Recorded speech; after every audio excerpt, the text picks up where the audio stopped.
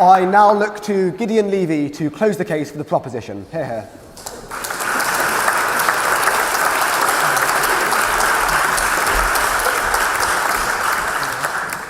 First time in my entire life that I don't belong to the opposition. And this says something. Almost everything was said already, all the lies, all the propaganda, and also some truth. But I think that it's time to put an end to the masquerade. And the masquerade is going on now for at least 50 years. And the masquerade contains two assumptions which both are a pure lie. A, that Israel has intention to go for the two-state solution. Israel never had an intention to go for the two-state solution, not even for a single moment. It is really almost historical irony to see now official representatives of Israel coming and defending the two-state solution. What did stop you for 50 years to go for it? Why did you go for it? What are you waiting for? Why didn't you go for it? And if this is not enough, anyone who builds one terrace in the occupied territories has no intention to go for the two-state solution, period. And there was not one single Israeli government who stopped for one day building those criminal settlements. And that's the best proof. And all the rest is a masquerade. Now, the second lie is that the one state doesn't exist. Ladies and gentlemen, the one state exists now for 50 years. The only question is, what kind of state is it? Is it a democracy or is it an apartheid state? That's the only question which is still open. Those who established the settlements project declared it very clearly. We are going to build settlements in order to prevent the two-state solution. The State of Israel always supported this project, officially, unofficially, by money, by political support, by military support.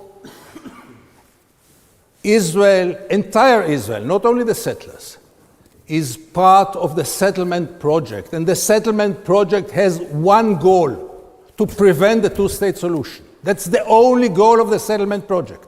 And obviously also some kind of real estate interests. Nothing more than this. So to claim today that Israel is in favor of the two-state solution, and to claim today that that's the only solution. I was a great supporter of the two-state solution for decades.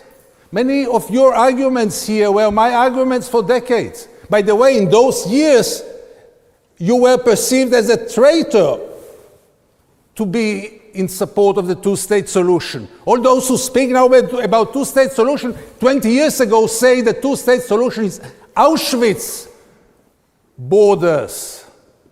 Now, when the two-state solution is impossible, then they come up, because they know that it will never happen.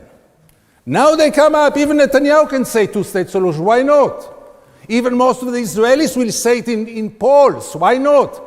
Because they know that this train left already the station and will never be back. Because nobody is going to evacuate 700,000 settlers. And without evacuation of 700,000 settlers, there is no two-state solution. There is all kind of Bentustans, all kind of other solutions, but not a real solution. Sorry. So, no. I need to solve here an occupation of 50 years in 10 minutes, so you'll take 2 minutes out of me.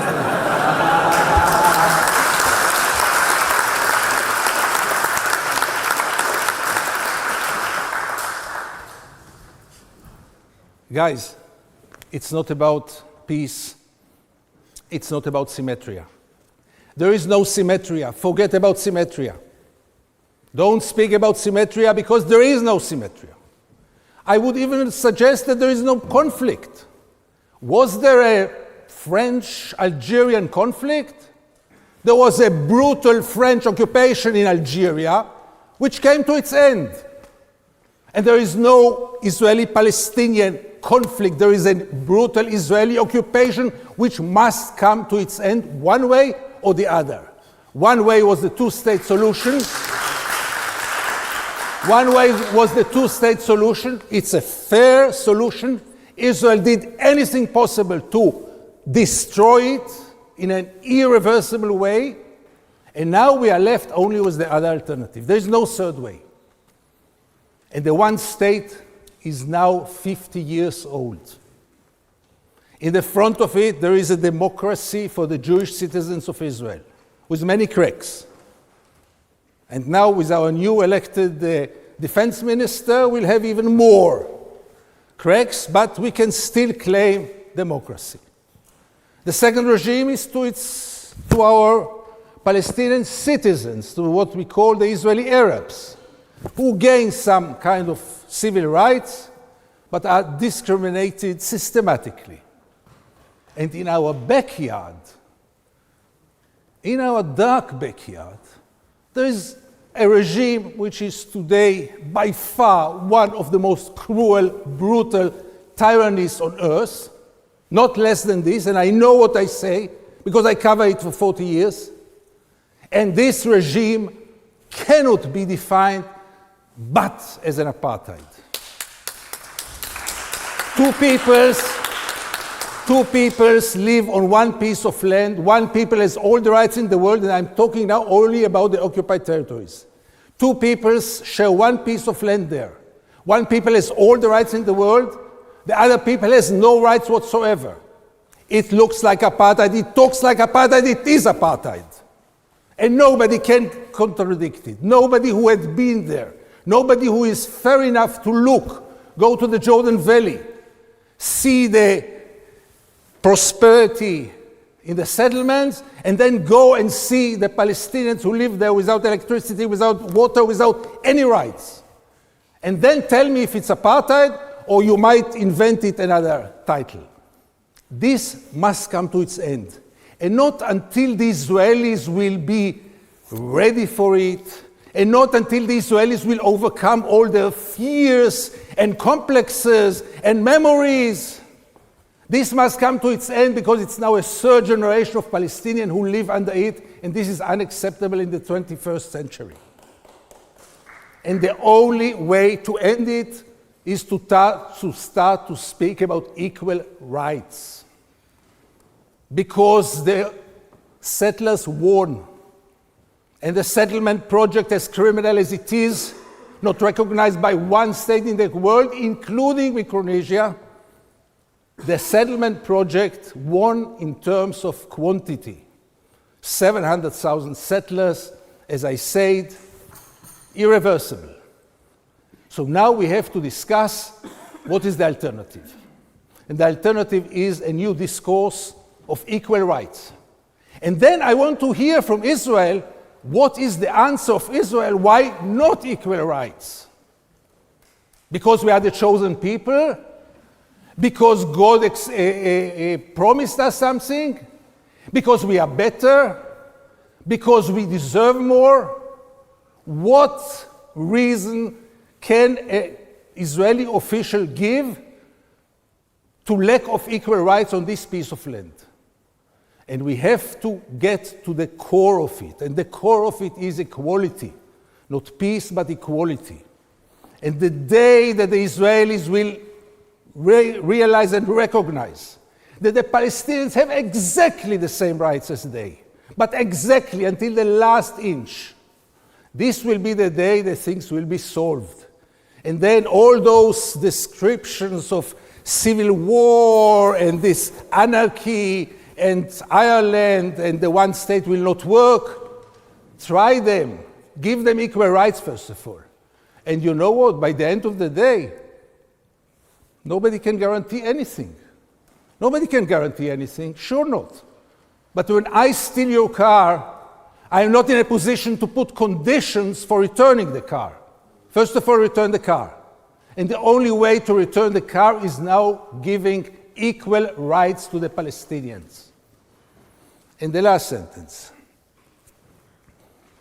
I'm an Israeli. I was born in Israel. I even perceive myself as an Israeli patriot. I care about Israel. I belong to Israel. I'm attached to Israel. And now the Israelis are horrified. One state is the end of the Zionistic dream. It's the end of the Jewish state. So first of all, I must tell my fellow Israelis, end of the Jewish state? Where were you? You could have your Jewish state in the 67 borders for years with a very clear Jewish majority if it is important for you. For me, it's less important. I don't know what does it mean a Jewish state. I know what it means a just state. I know what it means a democratic state. I don't know if the UK is an English state or British state. I know the UK is a democracy and so must Israel be. And when I say democracy, it's not only for one people. It's not only until a certain geographic border. Democracy, like pregnancy. Either you are pregnant or you are not. No third way, unfortunately. Either you are a democracy or not. And when you have this tyranny in your backyard, you are not a democracy, period. And for this I'm fighting, and for this feeling of belonging to a just place, which I don't, of feeling of being proud of my country, which I'm not. For this, the only way, unfortunately, it's not a simple way. Don't tell me about the difficulties. I know them better than you. But the only way that Israel left open, the only way that Israel left open is to start to speak about democracy, about equal rights, about a one democratic state instead of a state which has this tyranny in its backyard. Vote for us. Thank you.